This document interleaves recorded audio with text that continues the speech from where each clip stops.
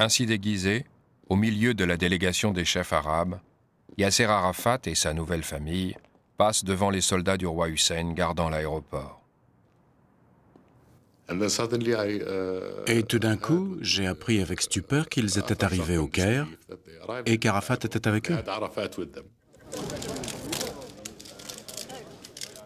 Arafat s'est rasé de près. Cela faisait partie de son déguisement. Le président Nasser impose un arrangement qui donne au roi Hussein tout ce pour quoi il a combattu. Et Arafat cède. Il accepte que tous ses combattants quittent la capitale jordanienne. La tentative de l'OLP de transformer la Jordanie en base contre Israël a échoué. But we did a very important thing.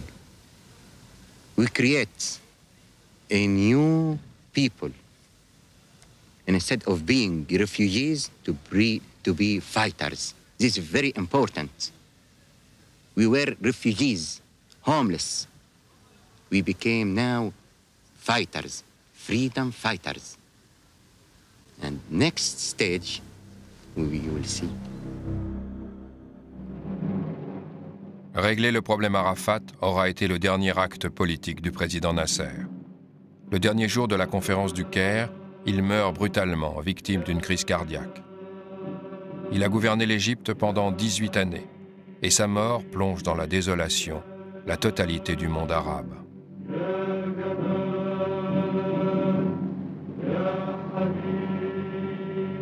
Le nouveau dirigeant, Anwar el-Sadat, est considéré au mieux comme un exécuteur testamentaire.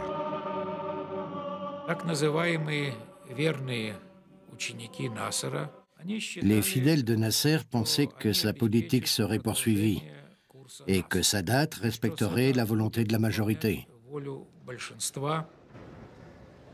Ces funérailles rassemblent toute la grande famille des leaders du monde arabe et les alliés soviétiques de Nasser.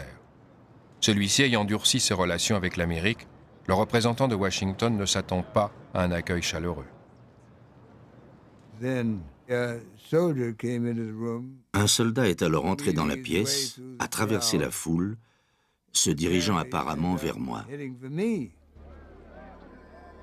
Le soldat l'emmène, hors de vue de la presse mondiale et de l'œil attentif du KGB. Nous avons descendu l'escalier.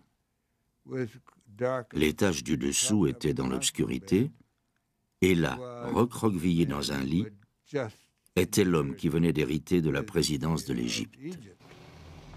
Le président Sadat se repose en coulisses, apparemment victime d'un coup de chaleur. Il m'a tendu la main. Elle était froide et plutôt moite.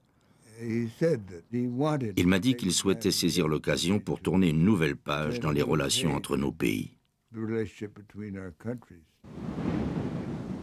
Sadat veut que les Américains l'aident à récupérer le désert du Sinaï, terre égyptienne dont Israël s'est emparé lors de la guerre des 6 jours. Mettant à profit les 3 ans qui se sont écoulés depuis, Israël a établi une formidable ligne de défense le long du canal de Suez, près du cœur de l'Égypte.